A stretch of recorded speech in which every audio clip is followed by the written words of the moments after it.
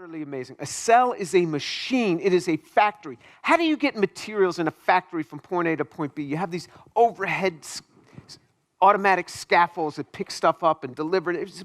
This is what a cell is a factory. We understand certain things about the cell, other things we don't. But you know, if it has to transport material from one end of the cell to the other, you know how it does it? It will build a microtubule. It'll construct the microtubule and then transfer the material along the tubule. And then it deconstructs the tubule. You say, well, why doesn't it just leave it there? Because then the cell would become too rigid. You get too many. It just deconstructs it and rebuilds it where it needs to transfer. It's amazing. How does it do this? It's amazing. So I don't understand the vast chemical mechanisms in a cell, but it clearly operates. So it's not improper to ask the question, by what chemical mechanism does it function? The very question spawns further investigation. So generally, scientists are invited to ask questions. So the question often asked of me by students is, what do you think about evolution? Well, on my website is jmtour.com. And then if you go to the corner, there's a personal topics tab. And one of the bullets there is evolution creation. So I've written about this thing. So before we talk about evolution, let's first talk about the origin of life, because you have to have life before you can have evolution. Or how did life arise in the first place? You want to say, well, aliens brought it here. That's fine. I'm okay with that. But let's say origin of first life. Where did the alien life come from? Let's say, what is the origin of first life? And on Earth, life has to have 4 compounds. It has to have carbohydrates, nucleic acids, lipids, and proteins. Those 4 compounds. That's what life is made out of today. That's what you and me are made out of. We're not made out of silicon. We're not made out of tungsten. We're made out of these molecules: carbohydrates, nucleic acids, lipids, and proteins. So I just wrote this article this year on abiogenesis, or prebiotic chemistry, and yeah, that's supposed to be me. I mean, you write these articles for them, and then they I don't know where they get these artists, but they do this to everyone. And you know, I saw it, I was like, whoa. And then my kids saw it. They thought, one of my kids, you see, there they go again, attacking the Jews. I said, no, they do this. They do this to everyone. Don't worry, just calm down. They do this to everyone who writes an article for them. But I just dissected origin of life. So I asked one of my very famous colleagues, National Academy member, I said, what's the origin of carbohydrates? He said, oh, it comes from formaldehyde in the foremost reaction. I said, okay, and he said, I'll send you an article. So I read the article by a guy named Eschenmoser, a great chemist. I've known of his work for many years. He's in his 90s now. And I just went to the synthetic protocols and I dissected it. So if you look at nature's molecules, so nature uses ribose. This is ribose, these 5 carbon sugars. Why do we want to focus in on ribose? Because the backbone of DNA is a carbohydrate. So you have the carbohydrate strand, and then the nucleic acids are hanging off. So before you can have DNA, you got to have the sugars and the carbohydrates, and you got to have the 5 carbon carbohydrate. So in trying to make this in a prebiotic world, all you can do is mix certain things, but you can't do real sophisticated chemistry because you're only supposed to use the molecules that nature had at the time. Things like formaldehyde, things like ammonia.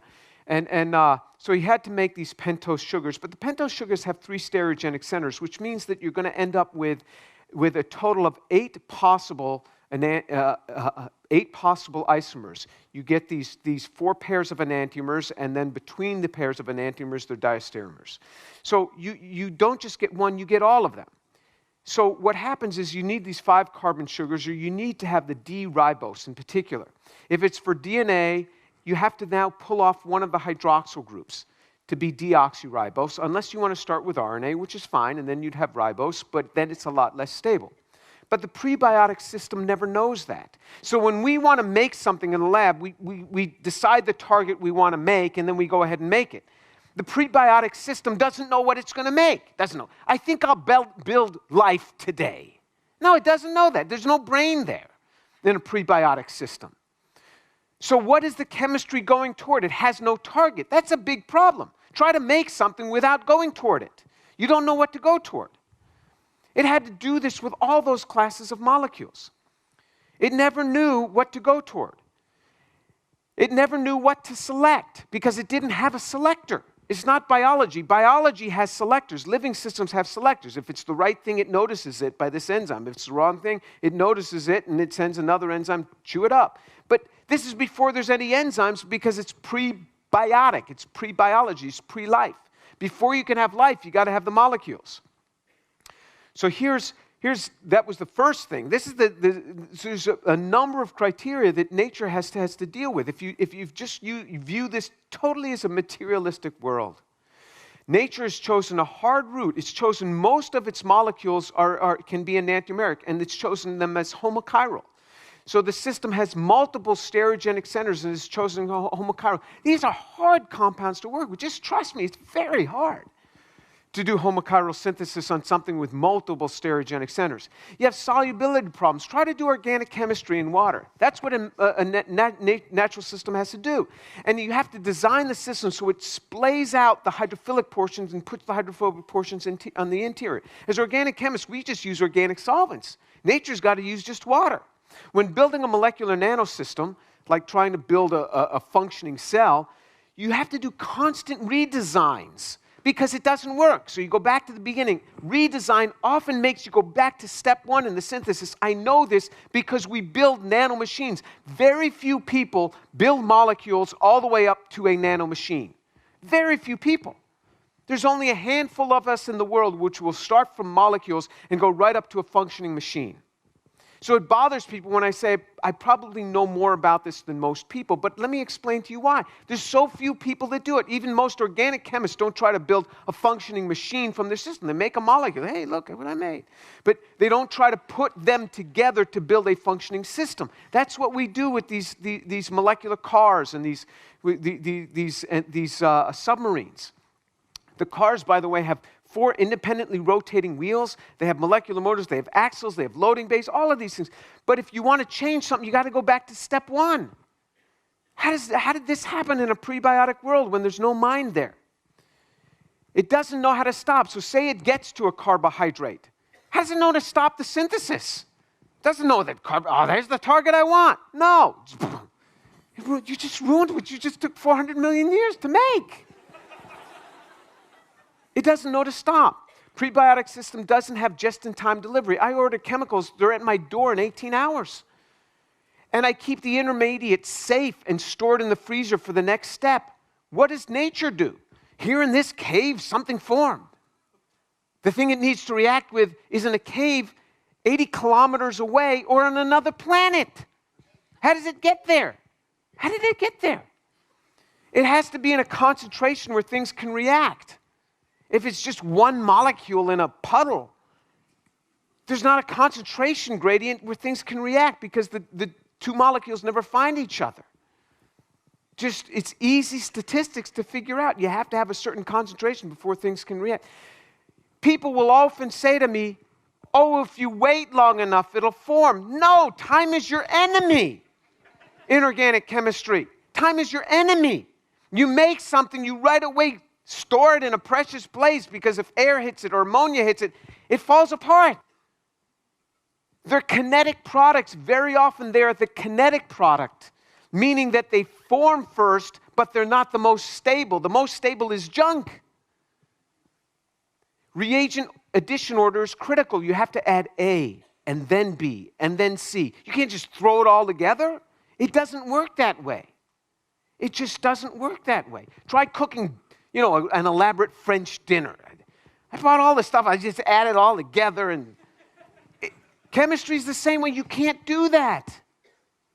How does nature know what to add? How does it add one and then the other and then the other? And when these guys do their prebiotic chemistry, say, look what we got. Yeah, because you added A and then B and then C, and you bought A and you bought B and you bought C. The parameters of temperature, pressure, solvent, light or no light, pH, oxygen, moisture, no moisture, has to be carefully controlled to build complex molecular structures. The characterization at each step is essential, but hard in a prebiotic system. How do you characterize it? Biology characterizes everything. Everything that's made, enzymes check it. And if it's not right, another enzyme comes and rips out that wrong base and fixes it in the DNA. But this is a prebiotic world. You don't have any of this. How do you bring up more starting material from the rear? Anytime you want to make a complex system, you go along and then you run out of starting material because you were trying many things, and then you go back and you make some more, and then you go back and how does nature go back? It just spent 1 billion years building something, and now, I ran out of starting material. Well, just go back and make some more. I would, but I never kept a laboratory notebook. I forgot what I had done 1 billion years ago. You see the problem. How many organic chemists are here? Okay, do you know what I'm talking about? Isn't this true? It just doesn't work. None of this works. And this is what they publish paper on after paper, and it gets into Nature and the science. I'm like, you're crazy. And there's no accounting here. There's no accounting. So one guy makes ribose in a 0.1% yield with all the other carbohydrates in there, and they identify it by mass spec. And then the next researcher starts with ribose. Say, okay, ribose has been made, so we'll start with that. Now, no. Start with the junk that he made. You don't buy ribose with all the chiral centers in place that came from a natural source. None of it works. So critical for life is the origin of information. So this is just making the basic molecules. Now you got the whole information. It's not just the nucleic acids, it's the order in which they're arranged. The information is primary, the matter is secondary. Information is primary. You can write information on a piece of paper, then transfer it to your computer, put it up in the cloud, and now it's in some server form. The matter can change. The information is primary. This is why we believe that in Christ, when we die, we live forever with Him because the information is stored in the cloud. It is. It is retained in the cloud. We are very much with Him. The body can be cremated. The body decomposes. That's just the matter upon which it was stored for that time. And in fact, even the information that's in my brain is changing all the time, the matter. Your body is replaced every 7 years. Every molecule of your body replaces out. So all the molecules are replaced out all the time, constantly replaced. So your matter is changing all the time, but the information is the primary part. You see what I mean? The information, the code. So even if you had all of these molecules, you can't do anything because you don't have the information. So the origin of life, so say we assemble a dream team. I'll give the dream team can't even make the first cell, there's an error, the first living cell if given all the chemicals for the information code. So in other words, the mystery of the origin of life does not permit the opening of the door on a biological evolution. It's difficult to discuss biology without life. You can't start life. So say I assemble a dream team. Say we're not in caves anymore. You're in your best labs in the world, and I get the top 100 synthetic chemists, the top 100 biochemists, the top 100 evolutionary biologists, and the top 100 whatever else you want. And I give them limitless funds, and I give them all the carbohydrates, lipids, nucleic acids, and proteins that they want. And I'll even give it to them in the assembled order. All the DNA, all the RNA, I'll give you the information. You tell me the code you want. I'll give it all to you. Now you take those and just make me one cell, the simplest of living organisms, a cell. Make it for me. They'll be like, you're crazy. We can't assemble one of those. They can't. You say, well, what about artificial cell? Artificial cell is you take a piece from one cell and you put it in another cell. You look what I made. It's like if I take the engine, when I used to work on cars a lot as a kid. You take the engine out of one car, you put it in another car. You say, hey, I made that car. Not. You took the engine out of one car, that's what they call, artificial cell. You try to make a cell ab initio. I'll give you all the chemicals. You can't even build it. But in some cave somewhere, it happened. Clueless. If you just Google my name, James Tour, Origin of Life, on YouTube, or just go to YouTube. Just go to YouTube and put James to Origin of Life. I gave a talk at the University of Waterloo for an hour and 15 minutes. It's straight, boom, boom, just fire. upon this group just trying to explain the problems with Origin of Life, and none of my colleagues will say a word. They all act as if they've never seen it. I sent them the URL. I say, what? They don't even look me in the face because they don't want to have to address this, because they know it's a bunch of nonsense. It's nonsense what they're publishing.